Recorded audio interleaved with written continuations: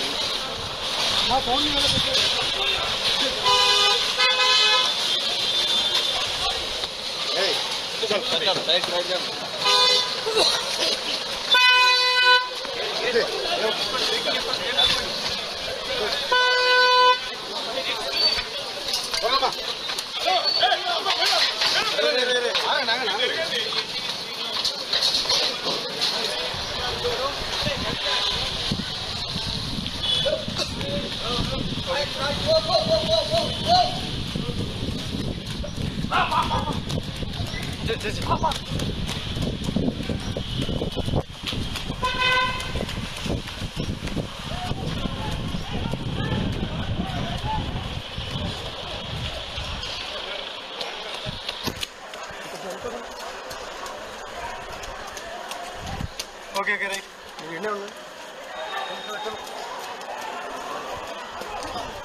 అన్నా వచ్చే వెనక ఉండు ప్లీజ్ అయిపోయా పట్టుకో సిబిఐ పట్టుకో చలో చలో చలో బ్రదర్ అదన్నా రైట్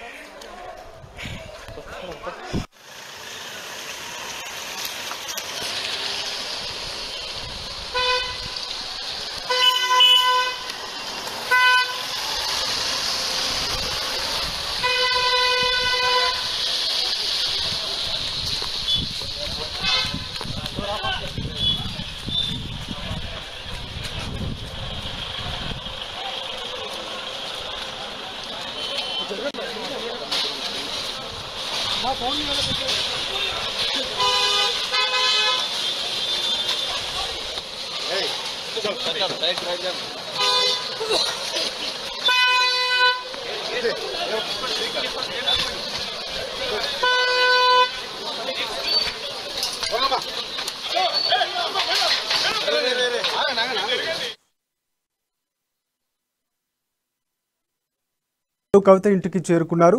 2 వాహనాల్లో సిబిఐ టీం కవిత ఇంటికి వచ్చారు. సిబిఐ అధికారుల బృందంలో మహిళా అధికారులు కూడా ఉన్నారు. లిక్కర్ స్కామ్లో కవిత నుంచి వివరాలు తీసుకున్నారు. ఇక కవిత వివరించేందుకు టైంలో వీడియో రికార్డు చేయనున్నారు అధికారులు. న్యాయ నిపుణుల సలహాలతో కవిత ఈ స్టేట్మెంట్ ఇవ్వనుంది. ఇక సిబిఐ విచారణ నేపథ్యంలో కవిత ఇంటి పరిసర ప్రాంతాల్లో భారీగా బందోబస్తును ఏర్పాటు చేశారు.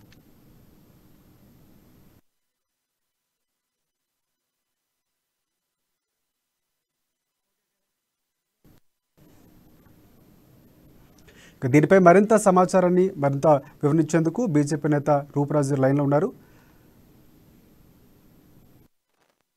రూపరాజు గారు నమస్కారం అండి. నమస్తే అండి. సిబిఐ విచారణ ఎలా చూడొచ్చు అంటారు? ఇటువైపు నుంచి ఆల్రెడీ అధికారికంగా లేకపోతే ఇటువైపు రాజకీయంగా చూసుకుంటే తీవ్ర దుమారం రేపటువంటి అంశం ఇది. అంటే రాజకీయాల వ్యాప్తంగా ఢిల్లీ లిక్కర్ స్కామ్ అనేది చాలా కీలకమైనటువంటి అంశంగా అలాంటి అంశాన్ని ఒక ముఖ్యమంత్రి కూతురు ఈరోజు విచారణ ఎదుర్కొంటున్నారు. ఏ విధంగా చూడొచ్చు అంటారు? సిబిఐ విచారణ అనేది నిష్పక్షపాతంగా పక్షపాత ధోరణి లేకుండా చేసే యొక్క ఇది విచారణ. దీంట్లో భాగంగా వాళ్ళు చెప్పిన సమయానికే ఈరోజు సిబిఐ వాళ్ళు రావడము, విచారణ చేయడము, వాళ్ళ దగ్గర ఉన్నటువంటి ఎవిడెన్స్ని వాళ్ళు పరిశీలించడం ఇవన్నీ జరుగుతాయి. ఈ సిబిఐ విచారణలో ఎవరెవరు ఉన్నారు, ఎక్కడ ఏం జరిగింది, ఫోన్ ట్యాపింగ్ ఎక్కడ ఏం జరిగేది, ఫోన్లు పగిలగొట్టినప్పటికీ కూడా ఏం జరిగింది అనేది వాళ్ళ దగ్గర ఉంటుంది. కాబట్టి దీంట్లో సిబిఐ చేయవలసిన పని వాళ్ళు చేస్తారు. దీంట్లో ఎక్కడ కూడా ఎవరికి వాళ్ళు టీఆర్ఎస్ పార్టీ వాళ్ళు కదా, కవిత కేసీఆర్ కూతురు కదా అని చెప్పేసి అటువంటి ఏది ఉండదండి. సిబిఐ చేయాల్సింది ఎవరు బీజేపీ పార్టీ ఉండని, మోడీ గారు ఉండని, అమిత్ షా గారు ఉండని. ఈరోజు తెలుసు అమిత్ షా గారు కూడా ఇంతకుముందు సిబిఐలో ఆయన కూడా సిబిఐకి వెళ్ళడం జరిగింది. ఉత్తరప్రదేశ్లో ఉన్నప్పుడు ఇవన్నీ జరిగినాయి. ఒక్కసారి ఆలోచన చేయాలి. ఒకరి పైన దుమ్మెత్తి పోస్తున్నప్పుడు ఏంటిది ఇది సిబిఐ విచారణ, బీజేపీ వాళ్ళు రాగానే కవిత పైన సిబిఐ విచారణ పెట్టారు అనేది ఇది మాత్రం తప్పు. దొంగతనము చేసేవాడిపైన ఒక నిర్ధారణ జరిగిన తర్వాతనే సిబిఐ అనేది వస్తుంది. కాబట్టి సిబిఐ విచారణ జరిగిన తర్వాత ఏంటి విషయం అని తెలుస్తుంది కదండి.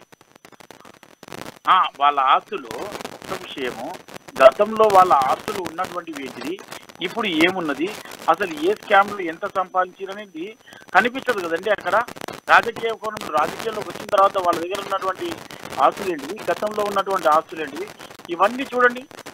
చూసిన తర్వాత విచారణలో తేల్తాయి కదా. రూపరాజ్ గారు, ఇప్పుడున్నటువంటి అంటే బీజేపీ కావాలని కక్షపూరితంగానే మా యొక్క ఏదైతే మొన్న మల్లారెడ్డి కానీ లేకపోతే మిగతా నాయకుల మీద కానీ కావాలనే మా మీద విచారణ చేపిస్తున్నట్టు కూడా వాళ్ళు చెప్తున్నటువంటి సందర్భాలు మీరు కూడా ఉన్నారు. దాన్ని ఏ విధంగా తీసుకొచ్చి అంటారు సార్? ఒక విషయము కక్షపూరితమైతే ఖాళీ మల్లారెడ్డి గారు, కవిత గారే ఉన్నారా? ఒక మాట మనం చెప్పుకున్నాం. ఎంతో మంది ఉన్నారు కదా, ఎన్నో ఉన్నాయి కదా. ఇప్పుడు ఒక విషయము ఏదో ఒక సంఘటన జరిగినప్పుడు దాని మీద విషయంలో కంప్లైంట్ పోయినప్పుడు దాని మీద విచారణ చేస్తారు. ఇవన్నీ విషయాలు నా ఆస్తులు అని చెప్తున్నారు కదా మల్లారెడ్డి గారు. అంతా మా మీడియా ముందర వచ్చి స్పష్టంగా చెప్తున్నాడు, నాకు ఇన్ని 100 ఎకరాల భూమి ఉంది, ఇన్ని కాలేజీలు ఉన్నాయని చెప్పేసి. దాని మీద ఎట్లా వచ్చినాయంటే సిబిఐ ఎంక్వైరీ చేస్తుంది. దీంట్లో ఏందండి, అక్రమంగా ఏమన్నా ఉన్నాయా లేదని చూస్తుంది సిబిఐ. అంతేగాని కక్ష కట్టాలని వారిపైన ఎందుకు పోతుందండి? ఒక్కసారి జనాలందరూ ఆలోచన చేస్తున్నారు, ఎవరు ఏ రకంగా మాట్లాడుతున్నారు. అసలు బీజేపీ పార్టీ దేశం మొత్తంలో ఉన్నప్పటికీ కూడా ఎవరిపైన కక్ష సాధించే చర్యగా వెళ్ళట్లేదు. వీళ్ళకు ఇన్ని ఆస్తులు ఎక్కడొచ్చాయి? ఈ వ్యాపారంలో ఏం లిక్కర్ వ్యాపారం ఏంటండి? ఒక విషయం ఒక చిన్నగా ఆలోచన చేస్తాం. కవిత గారు లిక్కర్ వ్యాపారంలో ఉండడం ఏంది, వారిపైన విచారణ జరగడం ఏంది? కవిత గారికి ఏం సంబంధం లేదు. తెలంగాణ టీఆర్ఎస్ పార్టీలో చాలా మంది ఉన్నారు, కవిత గారి పైన ఎందుకు వస్తుందండి? అంటే వాళ్ళు అక్కడ ఉన్నట్టు నిర్ధారణ అయింది కాబట్టి, అక్కడ ఉన్నటువంటి వాళ్ళు పట్టుబడ్డ వాళ్ళు వీళ్ళ పేరు చెప్పారు కాబట్టి విచారణకు వస్తుంది. అంటే కనిపిస్తుంది కదండి, రోజు న్యూస్లో చూస్తున్నారు కదా, ఎవరెవరు ఏం చెప్పారు, 100 కోట్ల రూపాయలు ఎవరికి చేరాయి, ఎవరి ద్వారా చేరాయి, ఇవన్నీ కూడా చెప్తున్నారు కదా. 2800 చిల్లర కోట్లు ఈరోజు ఢిల్లీ ప్రభుత్వము లిక్కర్ వ్యాపారంలో నష్టపోయిందని చెప్పేసి అక్కడ జరుగుతూనే ఉన్నది కదండి. ఈ సౌత్ గ్రూప్లో ఎవరెవరు ఉన్నారు అని ముంగల కనిపిస్తున్నాయి. కోట్ల రూపాయల ఫోన్లు పగలగొట్టారని ఇంత జరుగుతున్న తర్వాత లేరు అని అనడానికి కారణం లేదు. సరే ఓకే, కవిత లేకుంటే అక్కడ విచారణ ఉండదు కదా. భయపడాల్సిన అవసరం లేదు. నేను భయపడతలేను అని కూడా చెప్పి పబ్లిక్లోకి వచ్చి పబ్లిక్ ఇమేజ్ పొందడం ఎందుకండి? అవన్నీ చెప్పడం ఎందుకు? కవిత గారు ఇంకోటి కూడా చెప్తున్నారు, ఆ కాపీ ఇచ్చిన తర్వాత నా పేరు లేదు అంటే సిబిఐకి సంబంధించి గౌరవించి మాత్రమే నేను వారి విచారణకు హాజరవుతున్నాను, లేకపోతే వాళ్ళు ఆహ్వానించని కూడా చెప్పడం జరిగింది. కాపీ ఇచ్చిన దాంట్లో పేరు లేకపోవచ్చు కదా, వాళ్ళు లేరు అనే విషయము. ఒకవేళ వీళ్ళు కాపీస్ పంపించినప్పుడు లేకపోవచ్చు. విచారణ సిబిఐ అందరినీ ఎవరు ఉన్నారో దాంట్లో ఇంతకుముందు ఉన్న వాళ్ళు ఎవరైతే రిపోర్ట్ ఇచ్చారో ఆ రిపోర్ట్ని బట్టి వీళ్ళ విచారణ జరుగుతుంది. అంతేగాని నా పేరు లేదు అనడానికి సిబిఐ వాళ్ళు ఆమె పేరు లేదు, ఆమె దీంట్లో లేదు, సౌత్ గ్రూప్లో లేదు అని చెప్పారండి సిబిఐ కన్నా? ఎక్కడ మాట్లాడి సిబిఐకి ఏం ఆమెకు ఎటువంటి దీంట్లో ప్రమేయం లేదని చెప్పి సిబిఐ చెప్పిందా ఎక్కడన్నా? ఇప్పుడు నన్ను మిమ్మల్ని కూడా సిబిఐలో కవితతో మాట్లాడిన సెల్ ఫోన్లో ఉంటే మిమ్మల్ని కూడా విచారణ చేయొచ్చండి. సిబిఐ ఏం విచారణ చేస్తుంది? ఎవరెవరు ఫోన్ మాట్లాడారు, ఈ ఫోన్లో మాట్లాడినప్పుడు ఎవరెవరికి లింక్ ఉన్న విషయాన్ని గ్రహిస్తుంది, వారిని విచారణ చేస్తుంది. వాళ్ళ పని వాళ్ళు చేస్తారు. అంతేగాని ఇప్పుడు కవిత నాకు సంబంధం లేదు, ఎఫ్ఐఆర్లో నాకు లేదు, సిబిఐ ఇచ్చినటువంటి రిపోర్ట్లో నా పేరు లేదు అంటే ఈ రోజు బయటపడుతుంది ఎందుకు ఈ విషయము? ఆమె ఏం మాట్లాడింది, ఎవరితో ఏం మాట్లాడింది, ఈ సౌత్ గ్రూప్లో ఆమె ఉన్నదా లేదా చెప్పండి. సౌత్ గ్రూప్లో నేను లేనని చెప్పేసి వాళ్ళు విచారణ ముందర పెడతారు. వాళ్ళు కూడా ఉన్నదా లేదా విషయం బయట పెడతారు. నేను లేను సౌత్ గ్రూప్ లో ఎక్కడ కూడా చెప్పారు. అంటే మా దగ్గర ఆమె ఫోన్ పగలగొట్టినట్లు అమిత్ అరోర్ ఇచ్చిన స్టేట్మెంట్ ఆధారంగానే మా దగ్గర సాక్ష్యాలు కూడా ఉన్నాయి, మేము ఆ పరంగానే విచారిస్తున్నట్టు కూడా చెప్పారు. దాన్ని ఏ విధంగా చూడొచ్చు అంటారు?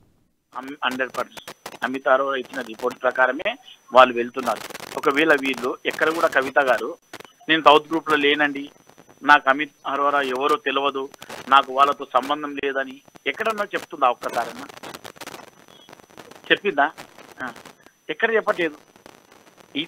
మీరు ఇక్కడ చూడండి, ఎంతసేపు ప్రజల ఇమేజ్ను పొందడానికి మేము టీఆర్ఎస్ అండి, మా మీద కక్ష సాధింపు చర్యగా వీళ్ళు పోతున్నారండి, ఎక్కడ కూడా బీజేపీ వాళ్ళ పైన పెట్టలేదు, ఎక్కడ పెట్టినా కానీ మొత్తం వేరే పార్టీ అపోజిషన్ వాళ్ళ మీదనే పెట్టారని చెప్తున్నారు. ఇక్కడ ఎంతవరకు అండి దొంగ ఎప్పుడైనా కానీ లాస్ట్ వరకు కూడా నేను దొంగనని చెప్పడండి. చెప్తారా? చెప్పండి మీరు ఒకసారి ఆలోచన చేయండి. మొత్తానికి సిబిఐ అధికారులు వారి యొక్క పన్ను వాళ్ళు చేస్తున్నారు, అందులో భాగంగానే వెళ్తున్నారు తప్ప కేవలం బీజేపీకి టీఆర్ఎస్ మధ్య రాజకీయ లేకపోతే కక్షలు కాదని అనుకోవచ్చు అంటారు. రైట్, ఏమీ లేదండి, అటువంటి కక్ష ఎటువంటిది ఉండదు. ప్రతిపక్షంలో ఒకటి లేదు, కాంగ్రెస్ కూడా ఉన్నారు కదండి. మీరు ఒకవేళ వీళ్ళు చేశారండి, ఇంకా చెప్పుకుంటూ పోతే టీఆర్ఎస్ వాళ్ళు ఈ రోజు కేసీఆర్ గారు వీళ్ళు 2018లో గెలిచిన తర్వాత ఎంతమంది కాంగ్రెస్ వాళ్ళని, ఎంతమంది టీడీపీ వాళ్ళని వీళ్ళ పార్టీలోకి చేర్చుకున్నారు, ఇవన్నీ ఎవరండి కనిపిస్తుంది కదండి. ఉత్తగా ఏదో చెప్పి బురద వెళ్ళడానికి ఇవన్నీ చెప్పడం కరెక్ట్ కాదండి. సిబిఐ మీన్స్ ప్రభుత్వము, వాళ్ళు ఏమన్నా చేయొచ్చు. ఈరోజు దాంట్లో వీళ్ళ చేయింది వాళ్ళ చేయింది అని అనడం తప్పు. ఎవరు కావాల్సి కక్ష సాధిస్తున్నారు, మా పైన ఈరోజు ఈ రకంగా చేస్తున్నారు అనేది కరెక్ట్ కాదని చెప్తున్నాం మేము.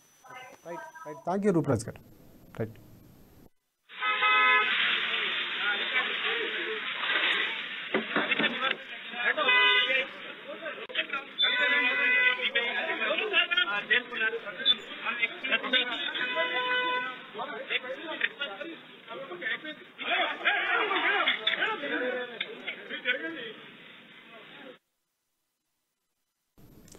ఢిల్లీ లిక్కర్ స్కామ్లో సిబిఐ అధికారులు కవిత వివరాలు తీసుకుంటున్నారు. కవిత ఇంట్లోని ఒక గదిలో కవిత నుంచి వివరాలు సేకరిస్తున్నారు అధికారులు. 160 సిఆర్పిసి కింద కవిత స్టేట్మెంటు రికార్డు చేయనున్నారు.